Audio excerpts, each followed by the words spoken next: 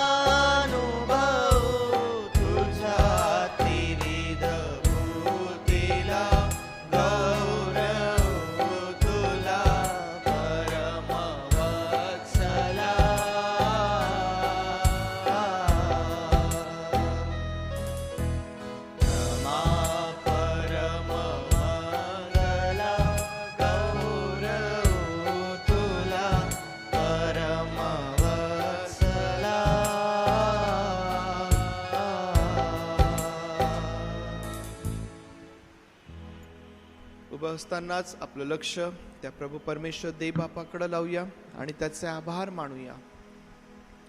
मागील संपूर्ण आठवडाभर त्याने आपल्या प्रत्येकाचा सांभाळ केला, आपली काळजी घेतली, आपलं संरक्षण त्याने केलं आपल्या येण्या जाण्यामध्ये आणि आपल्या प्रत्येक कामामध्ये त्याने आमचं सहाय्य केलं, आमची काळजी घेतली. आमचा पुरवठा तोच आहेस. होय प्रभू देव बापा, आज पुन्हा या पवित्र वारी प्रभू तुझी मंडळी, तुझी लेकरं एकत्र येत आहेत देव बापा, तुझी भक्ती करण्यासाठी, तुझी आराधना करण्यासाठी. कारण पवित्र देव बापा, तूच जिवंत परमेश्वर आहे. तूच आहेस ज्याने अवघी सृष्टी निर्माण केली. तूच आहेस देव बापा ज्याने आम्हास निर्माण केलं, ज्याने आम्हास आपल्या प्रतिरूपात निर्माण केलं. तूच आहेस प्रभू जो आमच्यावरती प्रेम करतो. तुझ्या प्रेमासाठी प्रभू, तुझ्या दयेसाठी प्रभू, तुझ्या कृपेसाठी पुन्हा आज तुझी लेकरं तुझे आभार मानित, तुझी स्तुती करीत तुझ्या समोर येत आहेत देव बापा. होय प्रभू देव बापा, आमची प्रार्थना आहे आज जेव्हा तुझी लेकरं तुझ्या भक्ती मंदिरामध्ये तुझी भक्ती करण्यासाठी एकत्र येत आहेत, तुझी समक्षता देखील तू असू दे. तुझी उपस्थिती आज आम्ही मागत आहोत प्रभू देव बापा. तुझ्या उपस्थितीमध्ये परमेश्वर देव बापा आज तुझं ते अद्भुत काम आम्ही मागत आहोत प्रभू देव बापा. तुझ्या उपस्थितीमध्ये असणारी ती सर्व आशीर्वाद आम्ही मागत आहोत प्रभू.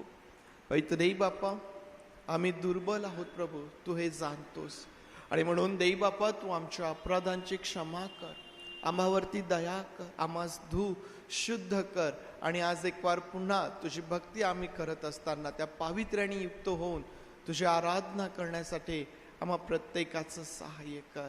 पवित्र देव बापा, आमची विनंती आहे जे प्रियजन आज दुखणाईत आहेत, बिछाण्यावरती आहेत, आजारी आहेत, अशा प्रत्येकाला तुझं आरोग्य दे. जी लेकरं मार्गात आहेत त्यांना तू सुखरूप घेऊन ये. विशेष देव बापा, या भक्तीच्या वेळेमध्ये आम्ही उत्तम प्रकारचं वातावरण तुला मागत आहोत प्रभू, जेणेकरून तुझी लेकरं येतील आणि सुखरूप घरी देखील जातील प्रभू आणि तुझ्या मंदिरात येण्याचे जे आशीर्वाद आहे ते त्यास प्राप्त होतील. पवित्र देव बापा, म्हणून पुढील सर्व वेळ आणि आम्ही स्वतःला तुझ्या हातांमध्ये देत प्रार्थना आमचा प्रभू येशू याच्या नावात मागतो, म्हणून तू ऐक. आमेन आमेन. बसूया आपण. गीत गात त्या प्रभू परमेश्वर देव बापाला उंचावूया. आपल्या सर्वांना येणारं गीत यावेळेस आपण गाऊया. हे देवा तुझ्या संगती चालाया इच्छितो, लागूच चित्तवरती प्रकाश मागितो. 349 नंबरचं गीत उपासना संगीत.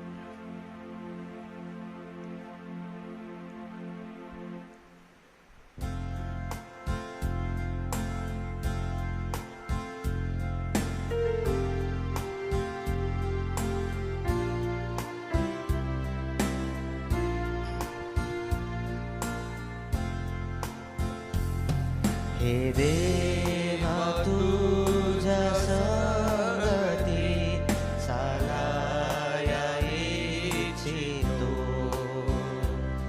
लागोच चित्तवरती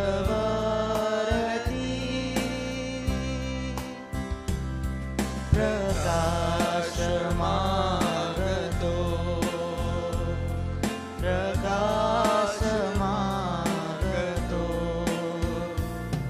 मार्ग तुझा मी चुकलो, अस्थिर झाले मान. भक्तांचे सौख्य मोकलो,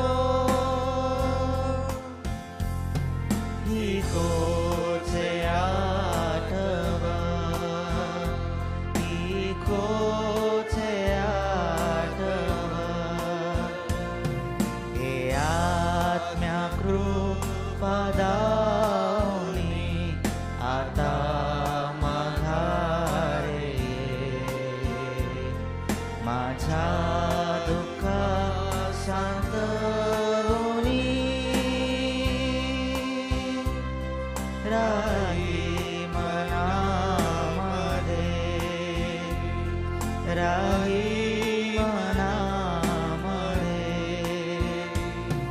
पूर्वीच्या पापांनी तुला मी दिले खेदाला, त्यांना धिक्कारुनी करी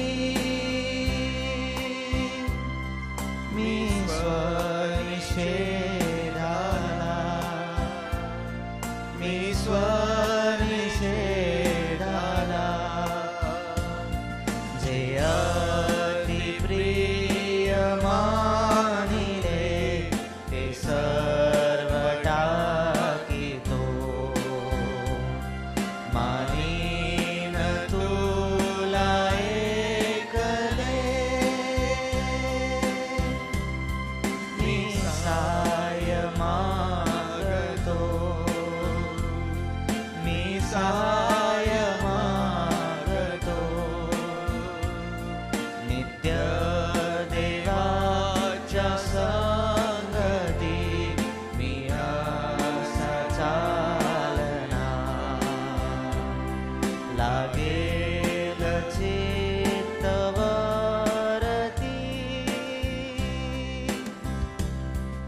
होई प्रकाश फार, होई प्रकाश फार. नित्य देवाच्या संगती मी असा चालणार, लागेल चित्तवरती होई प्रकाश फार. प्रभू येशू ख्रिस्त म्हणतो की मीच जगाचा प्रकाश आहे. तो म्हणतो की तुम्ही जगाचे प्रकाश आहात. आणि ज्यावेळेस आम्ही त्या प्रभू देव बापाच्या संगतीमध्ये त्याच्या समवेत आम्ही चालत आहोत, हा जीवनाचा प्रकाश आमच्या जवळ आहे. प्रभू देव बापाची स्तुती असो. आणखीन एक गीत गाऊया आपल्या सर्वांना येणारं 32 नंबरचं उपासना संगीतामधून. माझ्या कृपाळू देवाचा गाईन प्रेम भाव, सुख दुःखात सर्व काळ स्तवीन त्याचे नाव.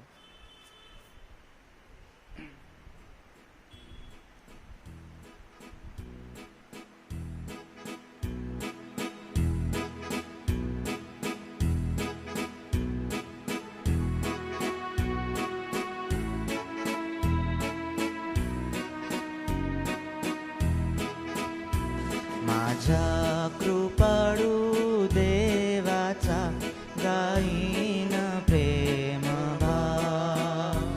माझ्या कृपाळू देवाचा गाईन प्रेम भाव. सुख दुःखात सर्व काळ स्तवीन त्याचे नाव. सुख दुःखात सर्व काळ स्तवीन त्याचे नाव. माझ्या कृपाळू देवाचा गाईन प्रेम भाव. देवाने दिदला आश्रय आनंद झाला तो. देवाने दिदला आश्रय आनंद झाला तो. दीनानो ऐका निर्भय करू नका हो गोड. दीनानो ऐका निर्भय करू नका हो गोड. माझ्या कृपाळू देवाचा गाईन प्रेम भाव. जाऊनी त्याच्या जवळी मानीन उपकार. जाऊनी त्याच्या जवळी मानीन उपकार. की त्याला हाक मारिली ते पावलो उद्धार. की त्याला हाक मारिली ते पावलो उद्धार. माझ्या कृपाळू देवाचा गाईन प्रेम भाव. दूतांचा दिव्य पहारा भक्तांना राखितो. दूतांचा दिव्य पहारा भक्तांना राखितो. देवाच्या प्रिय लेकरा निर्भय ठेवितो.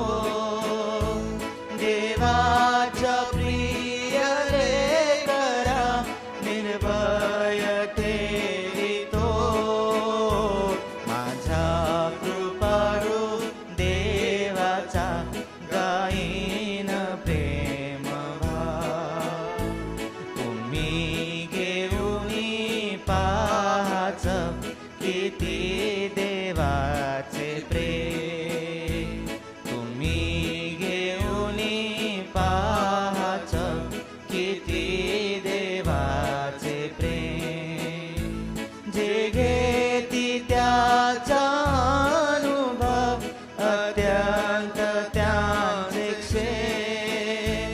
जे घेती त्याचा अनुभव अत्यंत त्यांचे क्षेम. माझ्या कृपाळू देवाचा गाईन प्रेम भाव. भक्तांनो तुम्ही त्याला भ्या करील तो निर्भय. भक्तांनो तुम्ही त्याला भ्या करील तो निर्भय. प्रीतीने त्याला मान द्या तो सर्वदा आश्रय. प्रीतीने त्याला मान द्या तो सर्वदा आश्रय. माझ्या कृपाळू देवाचा गाईन प्रेम भाव. माझ्या कृपाळू देवाचा गाईन प्रेम भाव. पवित्र शास्त्रामधून एक स्तोत्र यावेळेस आपण वाचूया.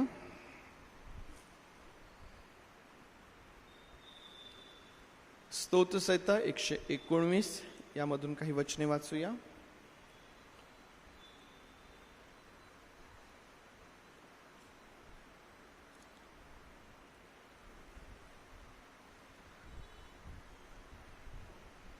स्तोत्रसंहिता 119 आणि वचन 41 पासून तर 48 पर्यंत मी वाचत आहे. स्तोत्रसंहिता 119 वचन 41 पासून 48 पर्यंत. हे परमेश्वरा, तुझे वात्सल्य मला लाभो. तुझ्या वचनांनुसार तू सिद्ध केलेले तारण मला प्राप्त हो, म्हणजे माझी निंदा करणाऱ्याला मला उत्तर देता येईल. कारण तुझ्या वचनांवर माझा भरवसा आहे. तू आपले सत्य वचन माझ्या मुखातून सर्वथा नाहीसे होऊ देऊ नकोस. कारण मी तुझ्या निर्णयांची आशा धरली आहे, म्हणजे मी तुझे नियमशास्त्र सदा सर्व काळ पाळत राहीन. मी राजरोसपणे चालेन, कारण मी तुझ्या विधींचा आश्रय केला आहे. मी राजासमोर सुद्धा तुझे निर्बंध सांगेन, मला संकोच वाटणार नाही. मी तुझ्या आज्ञात आनंद मानेन, त्या मला प्रिय आहेत. तुझ्या आज्ञा मला प्रिय आहेत, म्हणून मी आपले हात उभारीन आणि तुझ्या नियमांचे मनन करेन.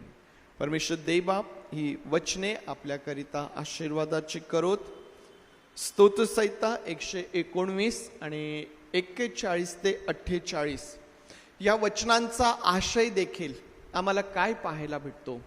स्तोत्रकर्ता जो आहे तो वारंवार परमेश्वराच्या विधी, परमेश्वराचे नियम, परमेश्वराच्या आज्ञा यांचा उल्लेख तो करतो. आणि परमेश्वराचे विधी असतील, परमेश्वराचे नियम किंवा त्याच्या आज्ञा ज्या आहेत त्या जेव्हा त्याच्या जीवनामध्ये आहेत त्याचा परिणाम स्तोत्रकर्ता आम्हाला या ठिकाणी सांगतो. तो असं म्हणतो की मी राजरोसपणे चालेन. है ना? राजरोसपणे चालणे म्हणजे कसं आहे? निर्भय, ज्या ठिकाणी कुठली चिंता नाही, कुठली काळजी नाही. मला माझा मार्ग स्पष्ट दिसतोय, मला माझा मार्ग सरळ दिसतोय, माझ्या मनात संकोच नाही, माझ्या मनात भीती नाही, दुविधा मनस्थिती नाही. स्थिर आणि समोर जाताना राजरोसपणे तो म्हणतो की मी चालेन, कारण मी तुझ्या विधींचा आश्रय केला आहे. जेव्हा परमेश्वराच्या विधी, परमेश्वराचे नियम आणि परमेश्वराच्या आज्ञा आमच्या जीवनामध्ये असतात, आम्ही आमच्या जीवनामध्ये राजरोसपणे आम्ही चालू शकतो.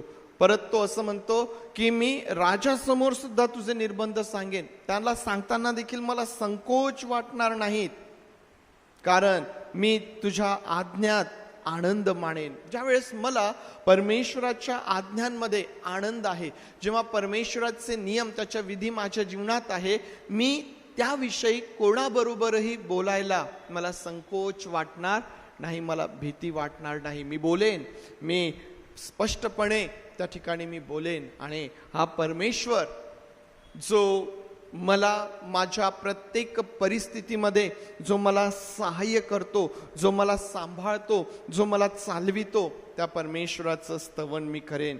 देवबापाची लेकरं जेव्हा आपल्या जीवनामध्ये याकडं लक्ष देतात त्यावेळेस त्यांच्या जीवनामध्ये परमेश्वराचं स्तवन आहे. आणि म्हणून तो शेवटच्या वचनात म्हणतो की तुझ्या आज्ञा मला प्रिय आहेत, म्हणून मी आपले हात उभारीन आणि तुझ्या नियमांचे मनन करेन. परमेश्वराचं स्तवन आणि परमेश्वराच्या आज्ञांचं मनन त्या ठिकाणी आहे. आणि या सर्व गोष्टी ज्या आहेत या आम्हाला आमच्या जीवनामध्ये आशीर्वादित करणाऱ्या गोष्टी आहेत. देवबाप, ही वचने आपल्या सर्वांकरिता आशीर्वादाची करोत. त्या प्रभू परमेश्वर देवबापाचं स्तवन करूया, त्याच्या नावाला उंचावूया, त्याला गौरव सन्मान देऊया. क्वायर यावेळेस पुढे येईल आणि क्वायर बरोबर आपण सर्वजण मिळून त्या प्रभूला आपल्या ओठांचं स्तुतिरूपी फळ सादर करूया. प्रभूच्या नावामध्ये सर्वांना सलाम. देवबाची स्तुती करूया, त्याच्या नावाचे स्मरण करूया आणि आपल्या अंतकरणाने देवबाची स्तुती करूया. पहिलं जे गीत आहे उपासना संगीत 290 नंबरचं गीत आहे, तव सहवास घडावा. आपल्या सर्वांना येणार असं गीत आहे. आपण सर्व मिळून गाऊया. तव सहवास घडवा.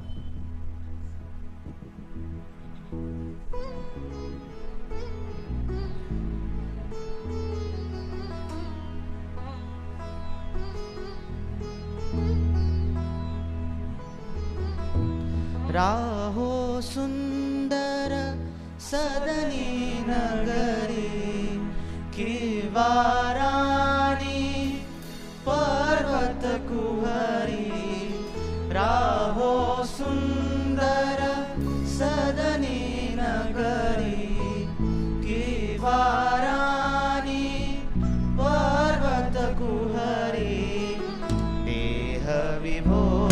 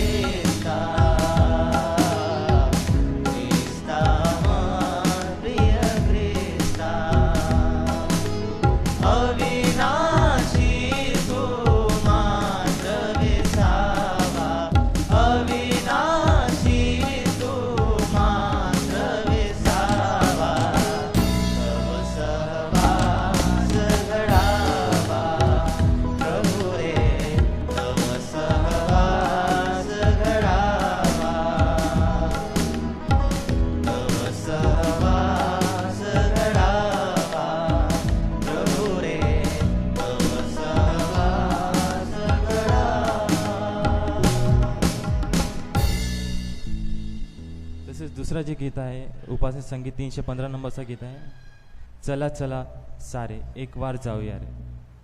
आपण सर्वजण मिळून गाऊया, चला चला सारे एक वार जाऊया रे. नवीन चाल आहे.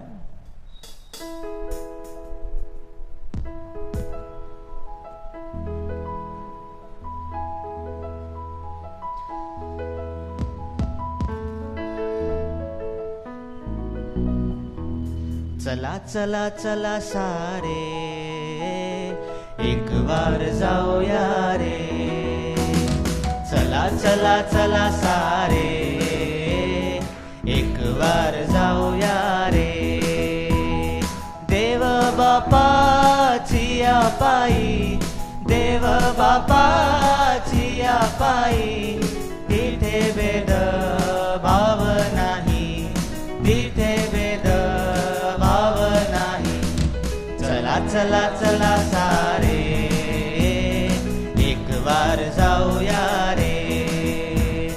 चला चला चला सारे एक बार जाऊया रे. तिथे सारे माझे तुझे, तिथे सारे माझे तुझे, अस्त पावे नको जे जे, अस्त पावे नको जे जे. चला चला चला सारे एक बार जाऊया रे. चला चला चला सारे एक बार जाऊया रे. तिथे नित्य रम्य एकी, तिथे नित्य रम्य एकी, नाव जिचे नको लोकी, नाव जिचे नको लोकी. चला चला चला सारे एक बार जाऊया रे. चला चला चला सारे एक बार जाऊया रे. तिथे फिटेल संदेह, तिथे फिटेल संदेह, सर्व ऊह सर्व मोह, सर्व ऊह सर्व मोह. चला चला चला सारे एक बार जाऊया रे. चला चला चला सारे एक बार जाऊया रे. दास मने शुद्ध प्रेम, दास मने शुद्ध प्रेम, एवढाच तेथे धर्म, एवढाच तेथे धर्म. चला चला चला सारे एक बार जाऊया रे. चला चला चला सारे एक बार जाऊया रे.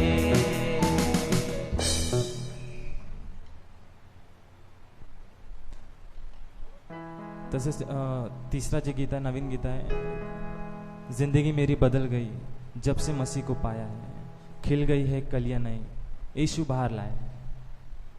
आपण आपल्या अंतकरणातून हे सर्वजण आपण मिळून गाऊया, जिंदगी मेरी बदल गई जब से मसीह को पाया है. आपण सर्वजण मिळून गाऊया.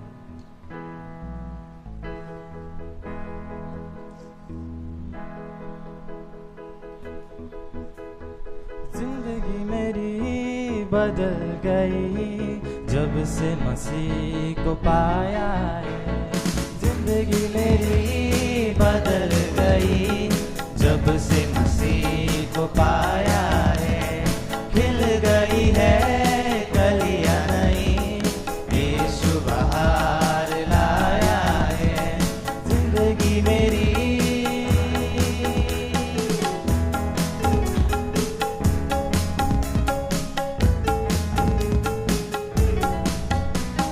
जीवन है क्या पल ही तो पल का, किसने जाना होगा क्या कल का. कल का जीवन है क्या पल ही तो पल का, किसने जाना होगा क्या कल का.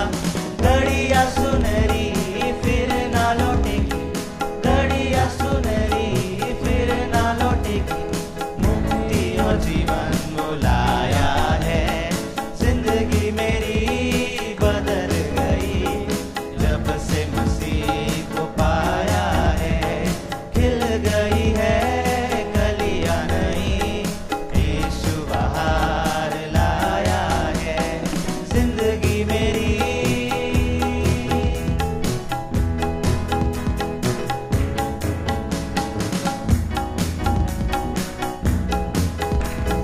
मार्ग में हमारे वो दर्शक रहेगा, कदम डगमगाए हाथ न थामेगा। मार्ग में हमारे वो दर्शक रहेगा, कदम डगमगाए हाथ न थामेगा। भटके हुओं को राह दिखाने, भटके हुओं को राह दिखाने इस धरती पर वो आया है। जिंदगी मेरी बदल गई जब से मसीह को पाया है। खिल गई है कलियां नई, यीशु बाहर लाया है। जिंदगी मेरी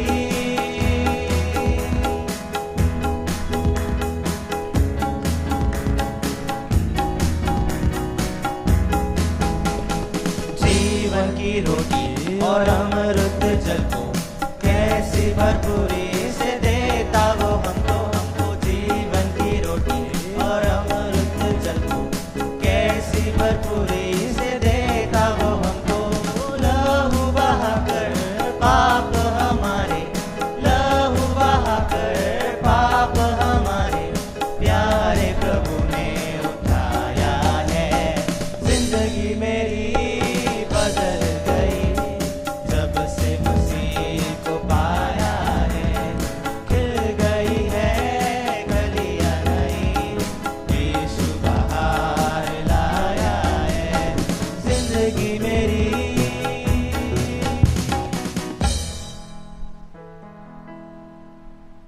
खरोखर आपली लाईफ परमेश्वरच्या कृपेने बदललेली आहे. आणखी एक गीत गाऊया. सर्वांना येणारं असं गीत आहे, तारीफ तारीफ मिलके करो सारे तारीफ.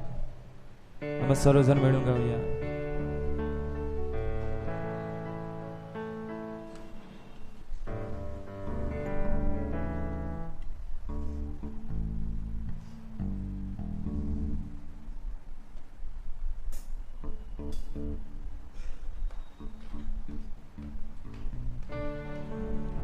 तारीफ तारीफ मिलके करो सारे तारीफ. तारीफ तारीफ मिलके करो सारे तारीफ. यीशु की जो है प्यारा मुझे, यीशु की जो है प्यारा मुझे. तारीफ तारीफ मिलके करो सारे तारीफ. तारीफ बोलो तारीफ मिलके करो सारे तारीफ. यीशु की जो है प्यारा मुझे, यीशु की जो है प्यारा मुझे.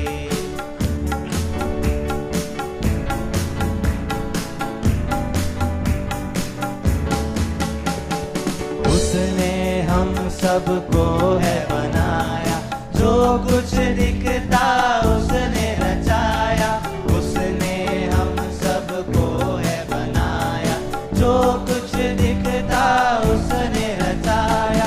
सारे जहां का वो शहंशाह, सारे जहां का वो शहंशाह. तारीफ तारीफ मिलके करो सारे तारीफ. तारीफ बोलो तारीफ मिलके करो सारे तारीफ. यीशु की जो है प्यारा मुझे, यीशु की जो है प्यारा मुझे.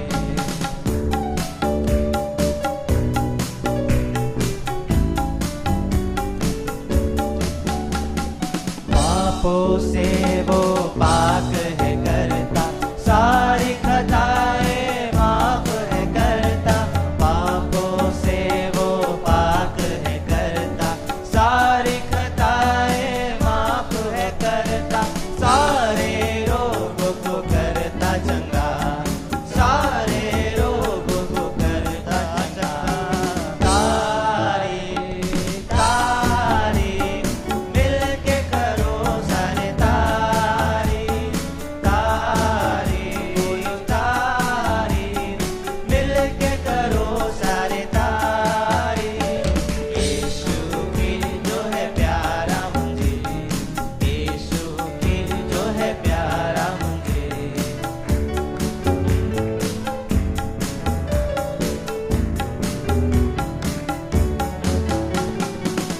उसकी मौत से जिंदगी है पाई, आशा नहीं एक उसने दिखाई।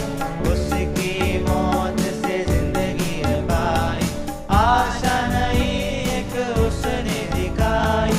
बैठेंगे तब पर फतमंद ही, बैठेंगे तब पर फतमंद ही। तारे तारे मिलके करो सारे तारे, तारे बोलो तारे मिलके करो सारे तारे। यीशु की जो है प्यारा मुझे, यीशु की जो है प्यारा मुझे। आपण सर्वजण उभे राहूया आणि जे शेवटचा कळवा आहे, उसकी मौत से जिंदगी है पाई, आशा नहीं एक उसने दिखाई. आपण सर्वजण देवाकडे लक्ष लावूया आणि हे शेवटचा कळवा आपण गाऊया. उसकी मौत से जिंदगी है पाई.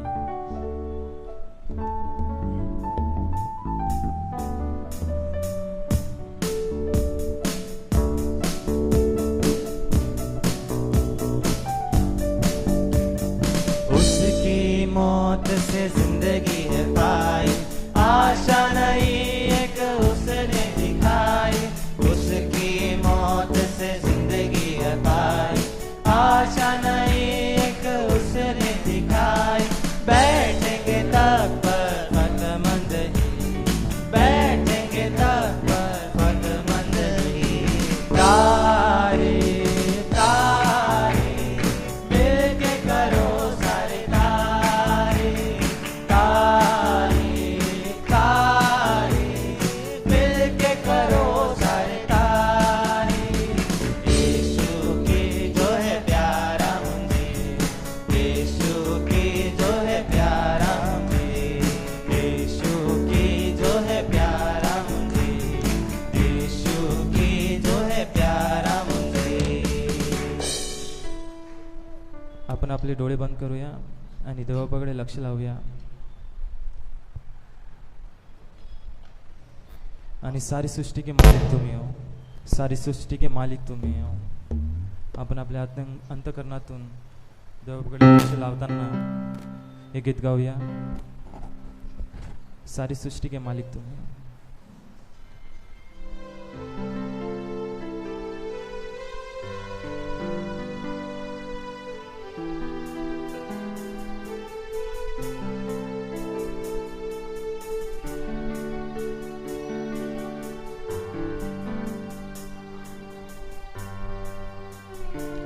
सारी सृष्टि के मालिक तुम्ही हो, सारी सृष्टि के रक्षक तुम्ही हो.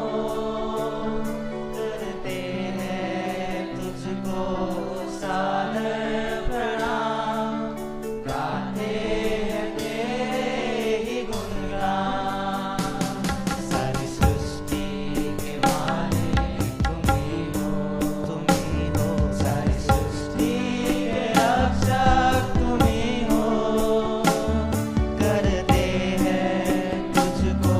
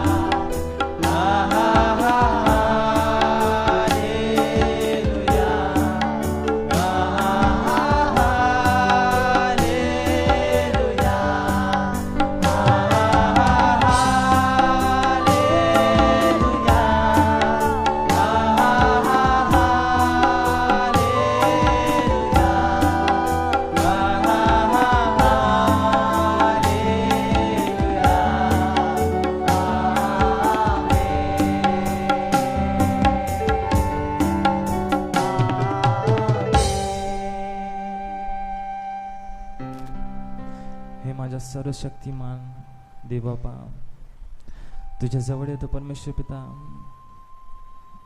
आतापर्यंत परमेश्वर पिता आम्हाला तू सांभाळलंस परमेश्वर पिता. तुला उपकार, तुझा उपकार मानतो परमेश्वर पिता. परमेश्वर पिता, जे काही तू आम्हाला वस्तू दिली परमेश्वर पिता, तू आम्हाला खायला दिलं, पियायला दिलं परमेश्वर पिता, खूप आभार परमेश्वर पिता. आम्ही जिवंत आहे परमेश्वर पिता. तुझे उपकार आहे परमेश्वर पिता, तुझे उपकार आहे परमेश्वर पिता. तू आम्हाला परमेश्वर पिता कधी सोडले नाही परमेश्वर पिता. तू नेहमी आमच्या सोबत होता, आज पण आहे परमेश्वर पिता, आणि नंतर कधीही येणाऱ्या परमेश्वर वर्षात कधीही तू सोडणार नाही, आम्हाला माहीत आहे परमेश्वर पिता. तूच खरोखर परमेश्वर आहे. तूच सर्व काही आहे आमचा परमेश्वर पिता. तू आमचा पिता आहेस. तू सर्व काही आमचा आहे परमेश्वर पिता. परमेश्वर तुला धन्यवाद देतो परमेश्वर पिता. परमेश्वर पिता, या मंडळीसाठी मागतो परमेश्वर पिता. कोणाची काही गरज असेल परमेश्वर पिता, ते पूर्ण कर परमेश्वर पिता. प्रभूजी, जे दुःखात आहे परमेश्वर पिता, कष्टात आहे परमेश्वर पिता, तू त्यांना परमेश्वर पिता तुझ्या सानिध्यात आण परमेश्वर पिता. तू त्यांना सानिध्यात घे परमेश्वर पिता. त्यांची गरज तू पूर्ण कर परमेश्वर पिता. रोगात असतील परमेश्वर पिता, तर तू बरा कर परमेश्वर पिता. परमेश्वर पिता, आम्ही परमेश्वरा तुला मागतो परमेश्वर पिता, आम्हा सोबत तू राहा. सर्व काही देणारा बाप तूच आहे. तुझ्या विना कोणीच नाही परमेश्वर पिता. प्रभू, आता जे वचन आम्हाला पाळक साहेबच्या मुखातून आम्हाला परमेश्वर पिता तू देणार आहेस परमेश्वर पिता, ते तू आशीर्वादित कर परमेश्वर पिता. आणि त्या वचनाद्वारे परमेश्वर पिता तू आम्हाला आशीर्वादित कर परमेश्वर पिता. आम्हा सर्वांसोबत तू राहा परमेश्वर पिता. सहाय्य कर, मदत कर. सर्व काही देणारा बाप तूच आहे परमेश्वर पिता. आणखी मागण्यासाठी काही नाही परमेश्वर पिता. फक्त आणि फक्त परमेश्वर पिता तुझाच आम्ही उपकार स्तुती करावी परमेश्वर पिता. कुठेही परमेश्वर पिता आम्ही भटकू नये परमेश्वर पिता. त्याच्यासाठी आमचा सहाय्य तू कर परमेश्वर पिता. हे माझ्या राजा परमेश्वर पिता, आमचं सहाय्य कर, मदत कर परमेश्वर पिता. प्रभू सहाय्य कर. येशूच्या गोड आणि पवित्र नावाने मागतो म्हणून तू ऐक. आमेन. देवबापाच्या वचनांकडे यावेळेस आपलं लक्ष आपण लावूया, प्रार्थना करूया. पवित्र आणि प्रेमळ देवबापा, आम्ही तुझे आभार मानतो, स्तुती करतो. तुझ्या वचनांवर या समय आम्ही मनन करीत आहोत. आणि पवित्र देवबापा, तुझ्या वचनांवर आम्ही मनन करीत असताना तुझं सहाय्य आम्ही मागत आहोत की तुझी वचने आहेत पवित्र देवबापा, जे आमच्यासोबत बोलणारी, आमची सुधारणूक करणारी, आम्हास उत्तेजन देणारी आहेत. आणि म्हणून देवबापा, ते तुझं काम तू आम्हा प्रत्येकाच्या जीवनात तुझ्या वचनांच्या द्वारे तू कर. तुझ्या वचनाचं सामर्थ्य या समय आम्ही मागत आहोत प्रभू. तुझे आभार मानून प्रार्थना आमचा प्रभू येशू याच्या नावात मागतो म्हणून तू ऐक. आमेन. आमेन. रूथचं पुस्तक आपल्या समोर आपण ठेवूया. आणि आज 2 ते 4 अध्याय, एकूण किती अध्याय आहेत रूथच्या पुस्तकामध्ये? शाबाश, याने छान अभ्यास केलेला आहे. ओके, 4 अध्याय आहेत रूथच्या पुस्तकामध्ये. आणि आज 2 ते 4 ह्या अध्यायाकडं आपलं लक्ष आपण लावणार आहोत. आतापर्यंत रूथ या पुस्तकावर अभ्यास करत असताना आपण सुरुवात केली ती नामीचं जे कुटुंब आहे त्या कुटुंबाने जो निर्णय घेतला, ज्या प्रसंगामध्ये, ज्या परिस्थितीमध्ये त्यांनी तो निर्णय घेतला, निर्णयामागची जी पार्श्वभूमी आहे त्यावरती आपण मनन केलेलं आहे. त्या निर्णयाचा त्यांच्यावरती काय परिणाम झाला त्यावरती आपण अभ्यास केलेला आहे. मागच्या रविवारी आपण रूथ हिने जो निर्णय घेतला, रूथचा जो निर्णय होता, त्या निर्णयावरती देखील आपण मनन केलं. आणि त्यामध्ये देखील रूथकडं जी संधी होती, ती संधी, तो सोपा मार्ग न स्वीकारता रूथने आपल्या सासूबरोबर जाण्याचा जो निर्णय तिने घेतला, तिची जाऊ अर्पा ज्या प्रकारे माग गेली, वापस गेली, रूथकडे देखील ती संधी होती, परंतु ती त्याप्रमाणे करत नाही, तर ती आपल्या निर्णयावरती ठाम राहते आणि आपल्या सासूबरोबर ती त्या ठिकाणी येते. आणि तिचा जो निर्णय आहे त्यावरती आपण मनन केला, जी म्हणते की तुमचे लोक ते माझे लोक, तुमचा देव तो माझा देव, तुम्ही मराल त्याच ठिकाणी मला देखील मूठमाती देण्यात यावी. या प्रकारे तिचा जो निर्णय आहे तो आम्हाला दृढ निश्चय या प्रकारचा आम्हाला दिसून येतो. आज 2 ते 4 ही अध्याय आपण आपल्या समोर ठेवत आहोत. आणि या 2 ते 4 अध्यायांमध्ये, आता किती अध्याय झाली एकूण? 2 ते 4 अध्याय म्हटल्यानंतर 3 अध्याय झाले. पहिल्या अध्यायावरती मनन झालेलं आहे. या 3 अध्यायांवर आपण लक्ष केंद्रित करणार आहोत. आणि या 3 अध्यायांवर लक्ष केंद्रित करत असताना जो विषय आपल्या समोर असणार आहे तो म्हणजे बोआज आणि रूथ. बोआज आणि रूथ. आम्ही जसं दुसऱ्या अध्यायामध्ये येतो त्या ठिकाणी आम्हाला बोआज आणि रूथ यांच्याविषयी आम्हाला आता शिकायला मिळतं, त्यांच्याविषयी पाहायला भेटतं. आणि अतिशय सुंदर अशी स्टोरी किंवा अतिशय सुंदर अशा प्रकारची ही घटना आम्हाला पवित्र शास्त्रामध्ये या ठिकाणी प्राप्त झालेली आहे. बोआज आणि रूथ या दोघांच्या जीवनाचा ज्यावेळेस आम्ही अभ्यास करतो, आम्हाला पाहायला मिळतं की ज्यावेळेस मनुष्य हा देवाकरिता देवाने सांगितलेल्या नियमांप्रमाणे, विधींप्रमाणे आपल्या जीवनाचं आचरण तो करत असतो, आपल्या जीवनामध्ये आचरण तो करत असतो, परमेश्वराचं कार्य त्याच्या जीवनामध्ये आम्हाला दिसून येतं. रूथने निर्णय घेतला, तिच्या जीवनामध्ये परमेश्वराचं काम आहे. बोआजाचं जीवन त्या ठिकाणी आम्हाला पाहायला भेटतं की जो एक सन्मान्य अशा प्रकारचं एक व्यक्तिमत्व त्या ठिकाणी आम्हाला बेथलेहमामध्ये त्या ठिकाणी पाहायला भेटतं. आणि हे दोघही जण त्यांच्या जीवनामध्ये जे परमेश्वराचं काम आहे ते आम्हाला पाहायला भेटतं. आता आम्हाला माहिती आहे की ज्यावेळेस नामीने पाहिलं की रूथ आता तिला समजावून सांगण्यामध्ये काही उरलेलं नाही किंवा काही अर्थ नाही, नामी रूथला आपल्या बरोबर घेऊन आली. आणि ज्यावेळेस नामी रूथला आपल्या बरोबर घेऊन आले त्यानंतरची आता ही सर्व स्टोरी आहे. रूथ बोआजापर्यंत कशी जाते, बोआज आणि रूथ यांचा विवाह कसा होतो, त्यांना झालेली संतती, यामधून आम्हाला पुढं दावीद राजा आणि दावीद राजाच्या पुढं आम्हाला ही वंशावळ ज्यावेळेस आम्ही पुढं नेतो त्यावेळेस आम्हाला प्रभू येशू ख्रिस्तापर्यंत ती पोहोचताना आम्हाला त्या ठिकाणी पाहायला भेटते.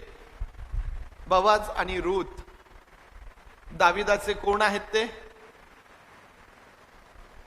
पंजोबा आणि पंजी. म्हणजे बोआज आणि रूथ यांचा मुलगा, आणि त्यांच्या मुलाला कोण झाला? इशाय, आणि इशायला दावीद. या प्रकारे बोआज आणि रूथ हे दावीद राजाचे आम्हाला पंजोबा आणि पंजी आम्हाला त्या ठिकाणी पाहायला भेटतात.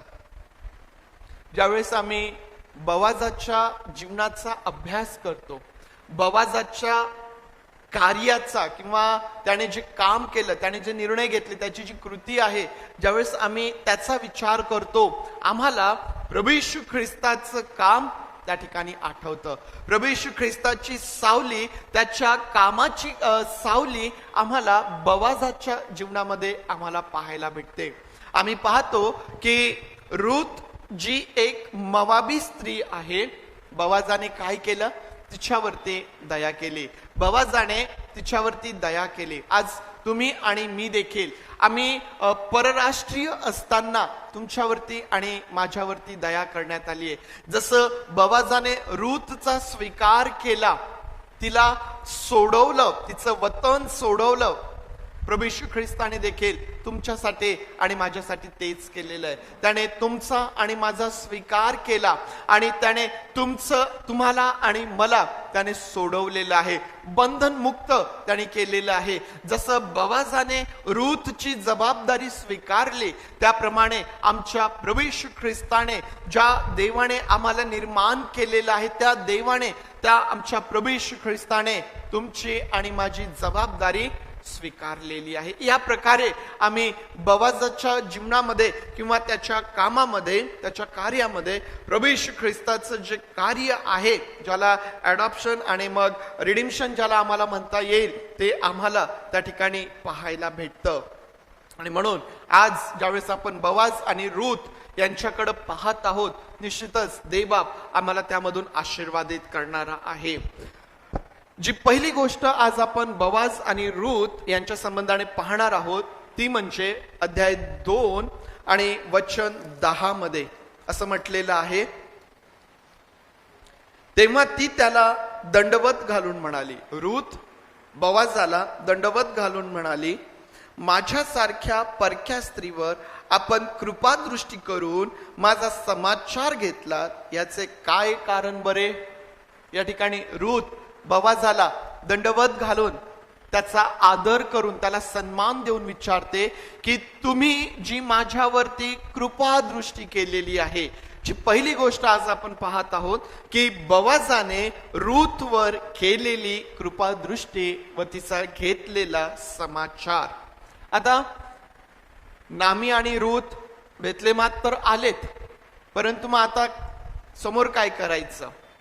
फारसा पैसा त्यांच्याकडे नसेल, आर्थिक दृष्टीने आता ते कमजोर झालेले आहेत आणि म्हणून रूथ नामीला काय म्हणते की मी सर्व वेचण्याकरिता जाते. आता सर्व वेचण्याचा जो नियम आहे तो आम्हाला मोशेच्या नियमशास्त्रात सांगितलेला आहे की जे गरीब आहेत, जे विधवा आहेत किंवा जे गरजवंत आहेत, त्यांच्याकरिता ज्यावेळेस पिकाची कापणी केल्या जाते, ही कापणी होत असताना कशा प्रकारे जी कंस आहे, जे पीक आहे, ते थोडं थोडं मागं राहू द्यायचं आहे, ते संपूर्ण त्या ठिकाणी वेचून घ्यायचं नाहीये, जेणेकरून तो जो उरलेला पिकाचा भाग आहे, तो जो सर्व आहे, तो हे गरीब, विधवा, अनाथ किंवा ज्यांची परिस्थिती कठीण आहे, ज्यांना त्याची गरज आहे, ते त्यावरती आपली उपजीविका ते चालवू शकतील. ही एक व्यवस्था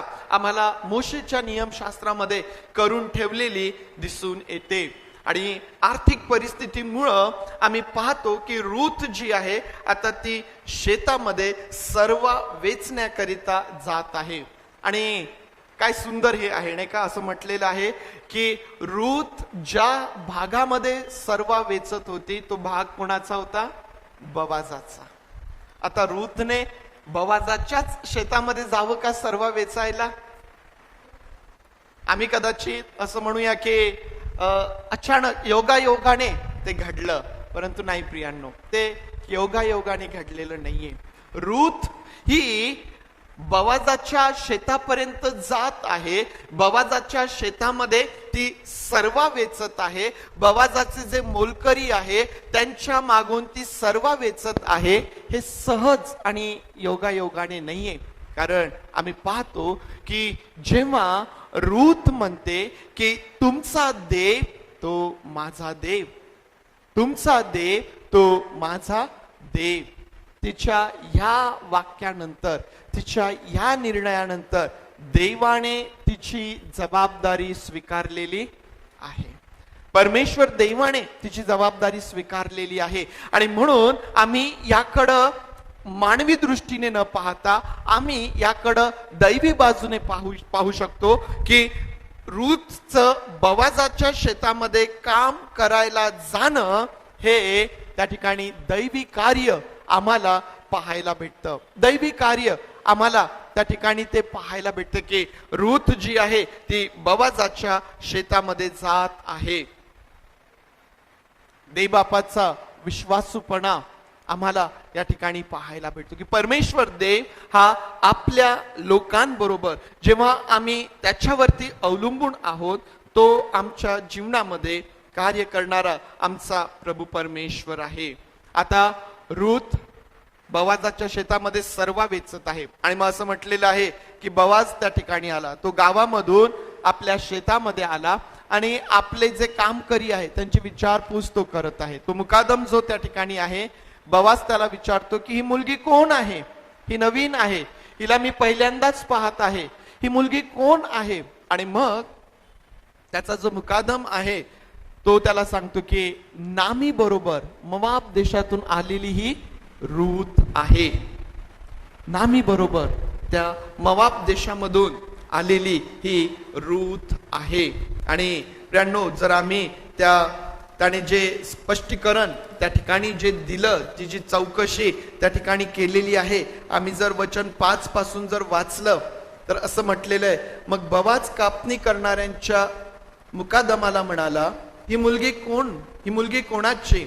आणि मग आम्ही 6 ते 7 वचने पाहतो की कापणी करणाऱ्यांच्या मुकादमाने म्हटले, नामी बरोबर मोआब देशातून आलेली ही मोआबी मुलगी होय. ही मला म्हणाली, कृपा करून कापणी करणाऱ्यांच्या मागून पेंढ्यांमधला सर्व मला वेचू द्या. ती तेथे येऊन सकाळपासून आतापर्यंत वेचत आहे.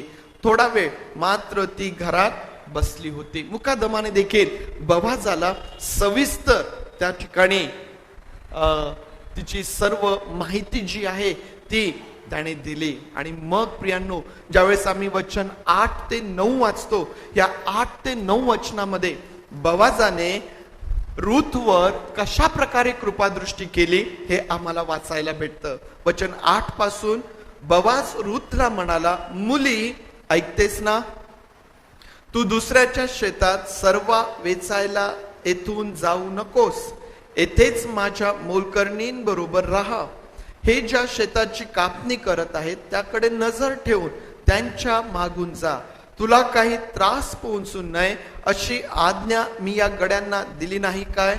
तुला तहान लागल्यास तू भांड्यांकडे जाऊन या गड्यांनी भरून ठेवलेले पाणी त्यामधून तू पी. प्रियांनो, बवाज जो आहे हा रूथला पहिल्यांदाच पाहत आहे आणि म्हणून तो तिची चौकशी करतो की ही कोण आहे. आणि जसं त्याला कळतं की ही रूथ आहे, ही रूथ आहे, आणि निश्चितच बवाजाने हे ऐकलेलं आहे की या मुलीने काय केलं आहे.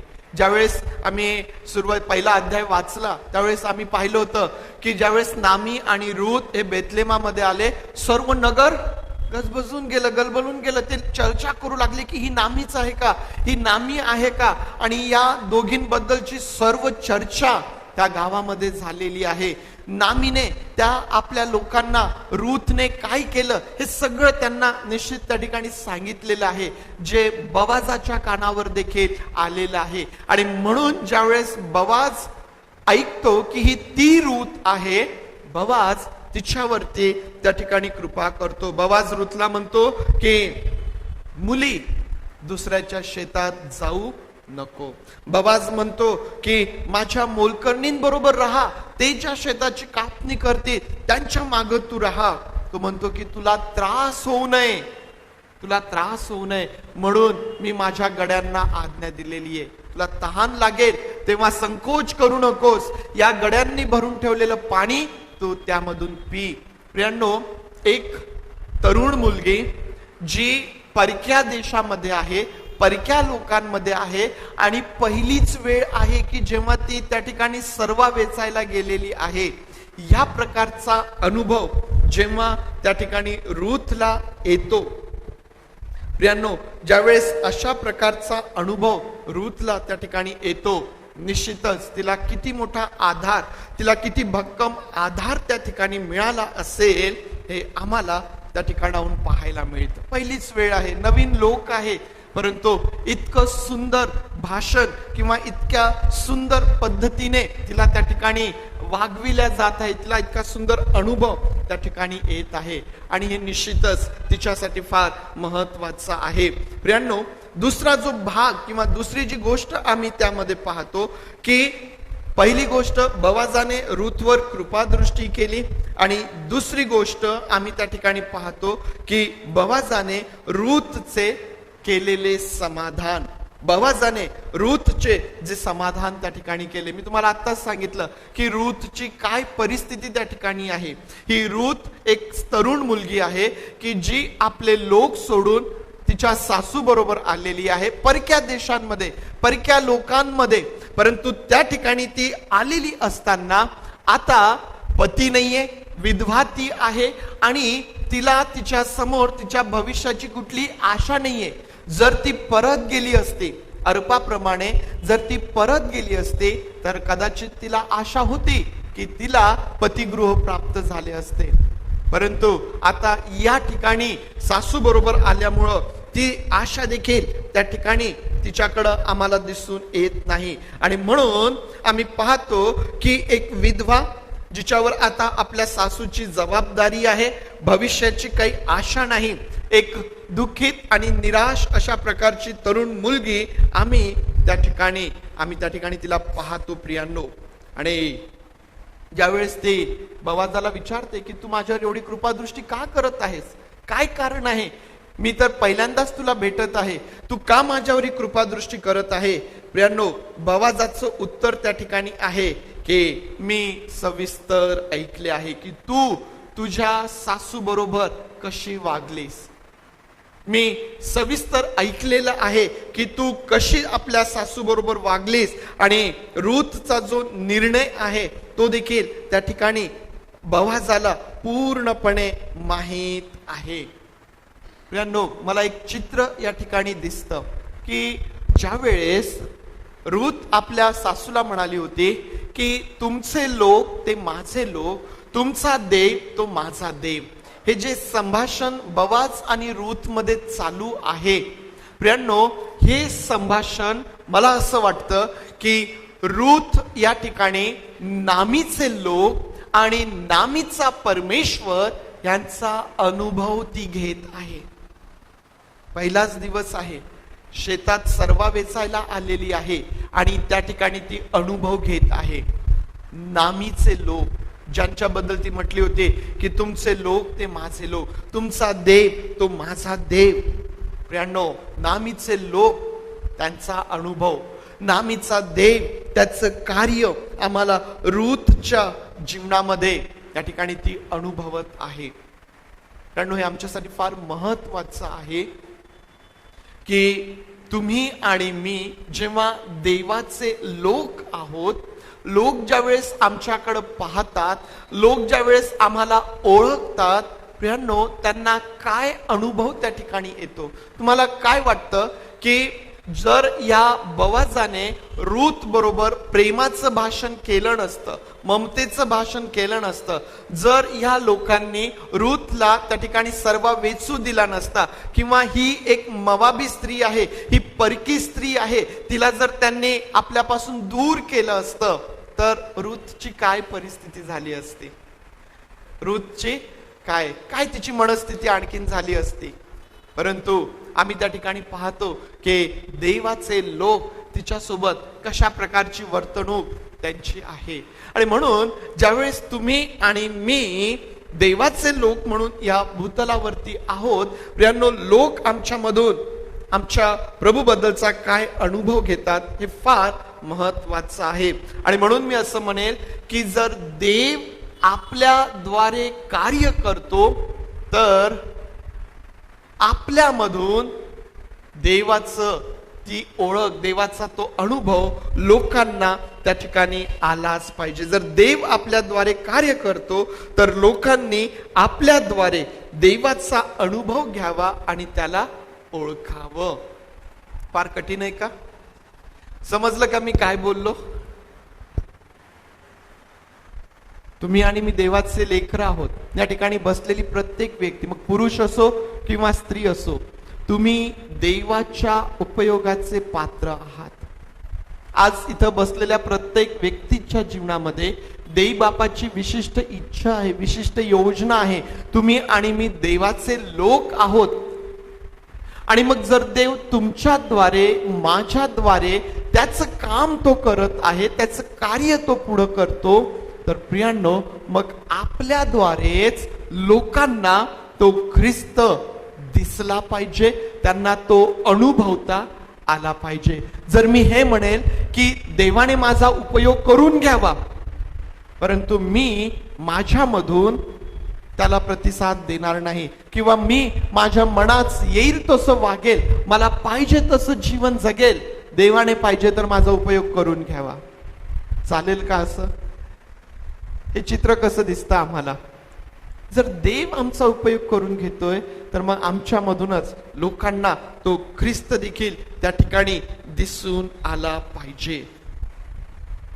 एक सुंदर काम आम्हाला या ठिकाणी पाहायला भेटतं प्रियांनो, की बोआज जो आहे रूथचं समाधान कसं करत आहे. तुमच्या आणि माझ्या जीवनात अनेकदा असे प्रसंग येतात की ज्यावेळेस आम्हाला लोकांचं समाधान करावं लागतं.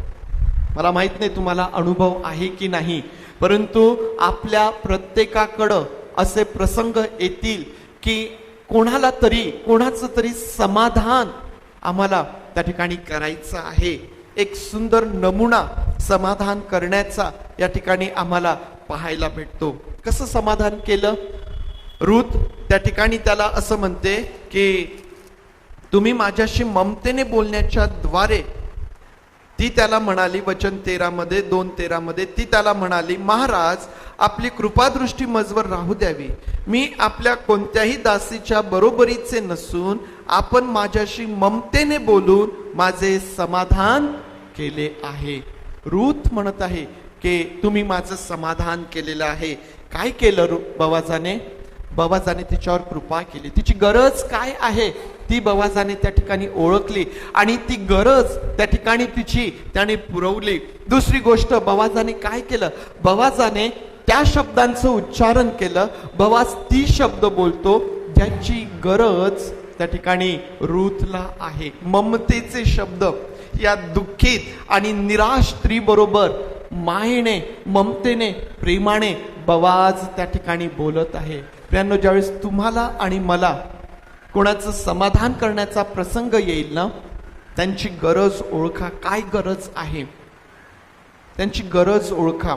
आणि जर देवाने तुम्हाला ती गरज पुरवण्यासाठी सक्षम केलेलं आहे तर माग सरकू नका. बोआज काय म्हणतो माहिती आहे आपल्या लोकांना, की तिला वेचू द्या आणि मूठ मूठ धान्य सोडत जा, माग टाकत जा, तुम्ही टाकत जा. ती करण्याची आवश्यकता नव्हती बोआजाला. बोआजाच्या मोलकरणीन मागून ती जे राहिलं ते वेचेल तेवढं पुरेसं होतं. परंतु बोआज काय म्हणतो? नाही, मूठ मूठ धान्य तुम्ही माग सोडत जा, ते टाकत जा, तिला ते वेचू द्या, तिला मना करू नका. जर देवाने आम्हाला सक्षम केलेलं आहे तर प्रियांनो आम्हाला माग सरकायचं नाहीये. समाधान करत असताना व्यक्तीची गरज काय आहे ती आम्हाला समजली पाहिजे. दुसरं, त्या व्यक्तीला काय ऐकायला पाहिजे, त्याच्या त्या परिस्थितीमध्ये त्याला कोणत्या शब्दांची गरज आहे हे आम्हाला समजलं पाहिजे.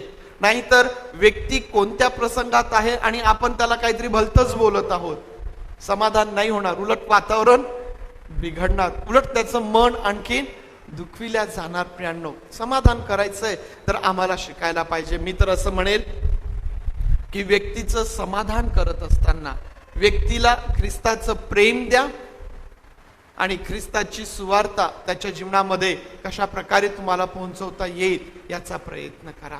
जर तुम्हाला समाधान करायचं आहे तर हे तुम्हाला आणि मला करता येईल. प्रियांनो, तिसरी गोष्ट जी आम्हाला त्या ठिकाणी पाहायला भेटते की बोआज जो आहे हा रूथचं जे म्हणणं आहे ते तो त्या ठिकाणी मान्य करतो. 3रा अध्याय आणि वचन 9 ते 13 पर्यंत आपण वाचूया, ज्या ठिकाणी आम्हाला पाहायला भेटतं. तेव्हा तो तिला म्हणाला, तू कोण आहेस?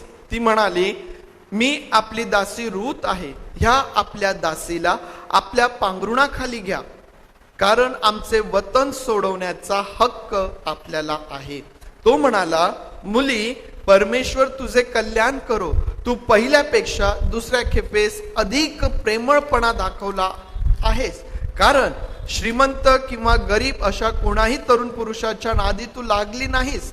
तर मुली, भिवू नकोस, तू म्हणतेस तसे मी तुझ्या संबंधाने करतो, कारण माझ्या गावच्या सर्व लोकांना ठाऊक आहे की तू सद्गुणी स्त्री आहेस. मी तुझे वतन सोडवण्याजोगा जवळचा आप्त आहे खरा, तथापि माझ्याहूनही जवळचा आणखीन एक आप्त आहे. तू रात्रभर येथे राहा आणि सकाळी तो तुझ्या संबंधाने आप्त कर्तव्य करायला तयार झाला तर बरेच, त्याला ते करू दे. पण तुझ्या संबंधाने आप्त कर्तव्य करायला तो कबूल झाला नाही तर परमेश्वराच्या जीविताची शपथ मी ते करेन. बोआज या ठिकाणी रूथला खात्री देत आहे. नामीच्या म्हणण्याप्रमाणे रूथने त्या ठिकाणी केलं आणि मग बोआज आणि रूथ त्या ठिकाणी बोलत आहे. आणि रूथ ही बोआजाला विनंती करते की मला आपल्या जवळ तुम्ही घ्या, आपल्या पांघरुणाखाली तुम्ही मला घ्या, कारण आमचं वतन सोडवण्याचा हक्क तुम्हाला आहे. वतन सोडवण्याचा हक्क हे काय प्रकार आहे? जर आम्ही मोशेचं नियमशास्त्र वाचलं तर त्या ठिकाणी ही पद्धत किंवा हा नियम मोशेने त्या ठिकाणी लावून दिलेला आहे. आप्त कर्तव्य त्या ठिकाणी सांगितलेलं आहे.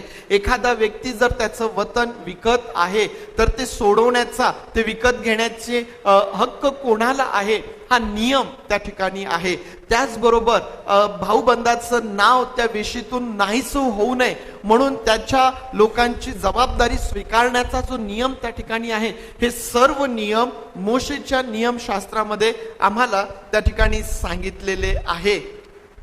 आणि म्हणून बोआज जो आहे हा रूथचा जवळचा आप्त आहे की ज्याला त्यांचं वतन सोडवण्याचा अधिकार आहे. ज्यावेळी रूथ त्याला ही विनंती करते, बोआज तिला काय म्हणतो? रूथ, तू पहिल्यापेक्षा दुसऱ्या खेपेस आणखीन प्रेमळपणा दाखवलेला आहे. म्हणजे ती चांगली तर आहेच, परंतु तिचा चांगुलपणा हा आणखीन वाढत आहे. तो म्हणतो की तू आणखीन चांगुलपणा दाखवलाय, तू आणखीन प्रेमळपणा दाखवला, कारण तू कोणाही श्रीमंत किंवा गरीब तरुणाच्या नादी तू लागली नाही. आम्हाला पाहायला भेटतं की रूथ ज्या स्थितीमधून जात आहे, तिच्या समोर हे आकर्षण आहे, तिच्या समोर हा मोह आहे. ती या मार्गाची निवड करू शकली असती, परंतु रूथ त्या मार्गाने जात नाही. ती त्या मार्गाने जात नाही. तर आपली जी सासू आहे नामी, तिच्या सल्ला ती स्वीकारते, तिच्या मार्गदर्शनामध्ये ती त्या ठिकाणी आहे. आणि म्हणून देवबापाची लेकरं प्रतिकूल परिस्थितीमध्ये किंवा अनुकूल परिस्थितीमध्ये कसेही वागू शकत नाही. समजलं? पुष्कळदा परिस्थिती आम्हाला प्रतिकूल असते आणि मग आम्ही म्हणतो की नाही, या परिस्थितीमुळे मी असं केलं, मला ते करावं लागलं, माझी इच्छा नव्हती. नाही प्रियांनो, परिस्थिती प्रतिकूल असू द्या की अनुकूल असू द्या, देवाचे लोक कसंही वागू शकत नाही. आम्ही प्रतिकूल परिस्थितीमध्ये आम्ही धीराने वाट पाहावी. चुकीचे निर्णय आम्ही आमच्या जीवनामध्ये कधीच आम्ही घेऊ नये. आम्ही जर बोआजाच्या जीवनाकडे पाहिलं तर या ठिकाणी आम्हाला पाहायला भेटतो, बोआज तिला काय उत्तर देतो की तू म्हणतेस तसं मी करतो, मी तुझं वतन सोडवण्यासाठी जवळचा आप्त देखील आहे, परंतु माझ्याही पेक्षा एक तुझ्या अधिक जवळचा आहे. माझ्याही पेक्षा एक तुझ्या अधिक जवळचा आहे. बोआज तिला काय म्हणतो? तो जर तुझ्या संबंधाने आप्त कर्तव्य पूर्ण करायला तयार असेल तर ते त्याला करू दे. ते त्याला करू दे. रूथ कोणाला म्हणत आहे? मला पांघरुणाखाली घ्या. बोआजाला म्हणत आहे. बोआज जवळचा आप्त आहे, परंतु बोआज काय करत आहे? देवाने जी शिस्त लावून दिलेली आहे, देवाने जो नियम लावून दिलेला आहे, त्या नियमाचं पालन करत आहे. तो म्हणतो की होय, मी तुझ्या जवळचा आप्त आहे, मला तुझं वतन सोडवण्याचा अधिकार आहे, परंतु माझ्याही पेक्षा एक जण आहे, तो त्याचा अधिकार पहिले आहे, आणि जर तो तयार असेल तर त्याला ते करू दे. त्याला ते करू दे. प्रियांनो, देवाने जे नियम लावून दिलेले आहे त्या नियमांच्या माध्यमातून देव त्याची इच्छा पूर्ण करत असतो.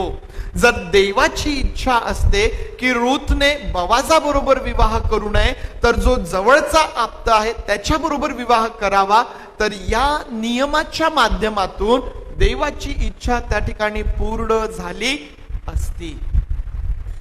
बवाज काय म्हणतो, जर तो पूर्ण करत असेल तर त्याला ते करू दे. पुष्कळदा देवाचे लोक देवाच्या नियमांना फिरवण्याचं काम करतात. मला माझ्या मनासारखं जर करायचं असेल तर मी देवाच्या वचनाला, देवाच्या नियमाला कसं मला फिरवता येईल, पुष्कळदा हा प्रयत्न करत असतात. नुकसान कोणाचं आहे? देवाचं नुकसान होणार आहे का त्यामध्ये?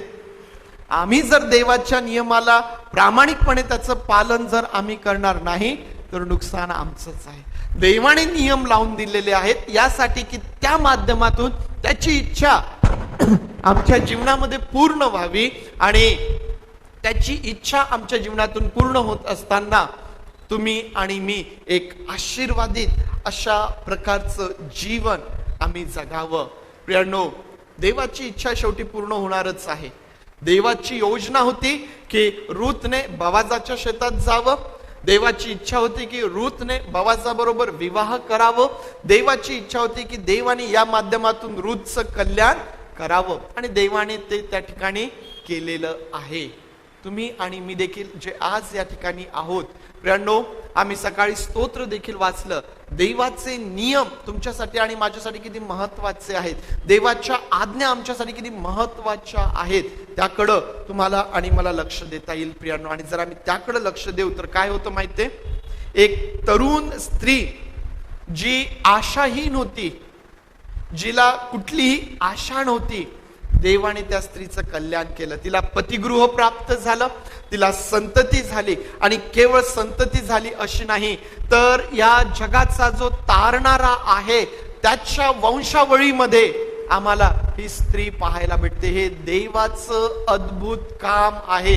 जर देवाचे लोक देवाची धीराने वाट पाहतील, जर रूथ प्रमाणे आमचा दृढ निश्चय आहे, जर आम्ही त्या देवावरती अवलंबून राहणार आहोत, तर आज आपल्यासाठी खात्री आहे की आमच्या जीवनामध्ये परिस्थिती कितीही कठीण असू द्या, आमच्या जीवनामध्ये परिस्थिती कितीही प्रतिकूल असू द्या, कितीही अडचणी आमच्या जीवनामध्ये असू द्या, परंतु जर आम्ही देवाची वाट पाहत आहोत, धीराने वाट पाहत आहोत, जर आम्ही त्याच्यावरती अवलंबून राहणार आहोत, तर ज्याने रूथचं कल्याण केलं तो तुमचं आणि माझं कल्याण करणारा देखील परमेश्वर आहे. परमेश्वर देवबाप तुम्हास याद्वारे आशीर्वादित करूया. आपले डोळे आपण बंद करूया आणि जे वचन आज आपल्यापर्यंत आलेलं आहे, प्रियांनो, आज देवबाप तुमच्याशी आणि माझ्याशी काय बोलत आहे?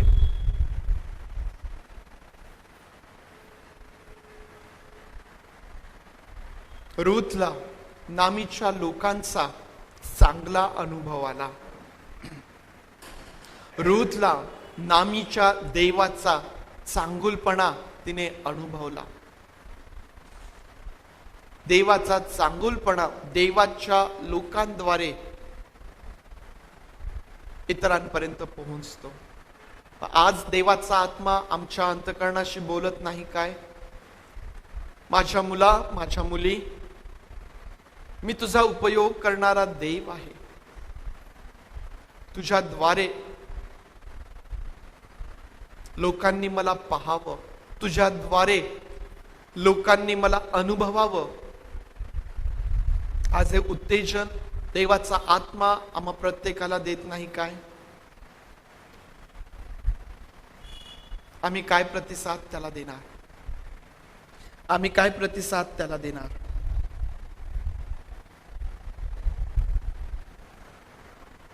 आज तुमची आणि माझी गरज जगाला आहे. आज अनेक लोक आहे की ज्यांचं समाधान करण्याची गरज आहे. समाधान करणारा परमेश्वर आहे, आणि तो तुमच्याद्वारे, ज्यावेळेस तुम्ही आणि मी लोकांना ख्रिस्ताचं प्रेम देतो, ख्रिस्ताची सुवार्ता देतो, खऱ्या अर्थाने त्यांचं समाधान त्या ठिकाणी होतं. आणि देवाने आपल्याला सक्षम केलेलं आहे समाधान करण्यासाठी. आज परमेश्वर देवबाप तुम्हाला काय उत्तेजन देत आहे? मी माझ्या जीवनामध्ये देवाच्या नियमांना घेऊन पळवाट शोधण्याचा प्रयत्न केलाय का? किंवा मी करत आहे? तर आज देवाचा आत्मा त्याच्या वचनांच्या माध्यमातून बोलतो की माझ्या मुला, माझ्या मुली, तसं करण्याची गरज नाही. धीराने वाट पहा, मी आहे तुझं कल्याण करणारा, मी आहे. प्रभू देव बापा सहाय्य कर, प्रेमळ देव बापा सहाय्य कर, पवित्र देव बापा सहाय्य कर. तुझ्या वचनांसाठी आम्ही तुझे आभार मानतो प्रभू.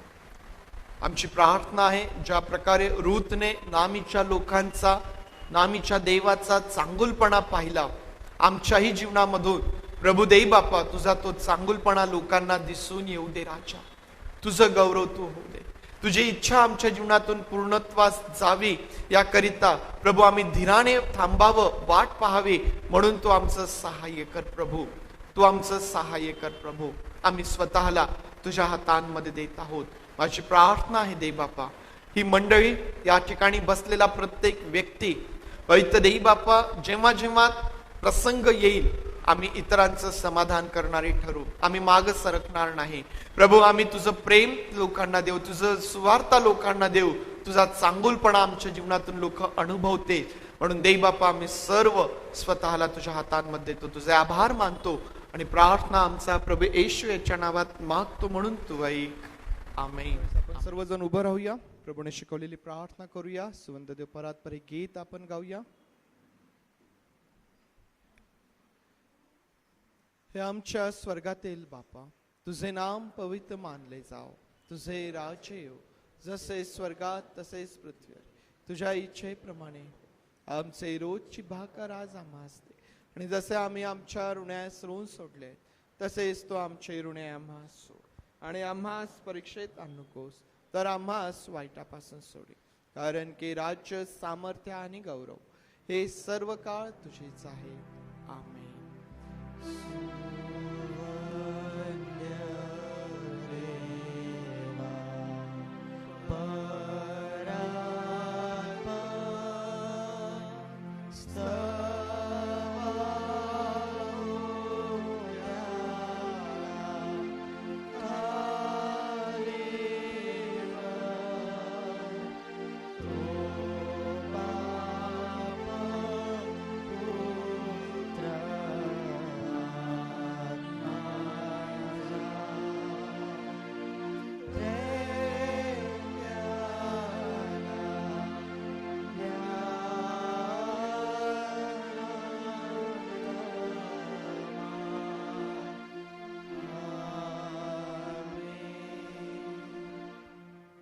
प्रभू येशू ख्रिस्ताची कृपा, देव बापाची प्रीती आणि पवित्र आत्म्याची सुसंगती तुम्हा बरोबर प्रभू येशू ख्रिस्त येईपर्यंत सदुदित असो. आमेन.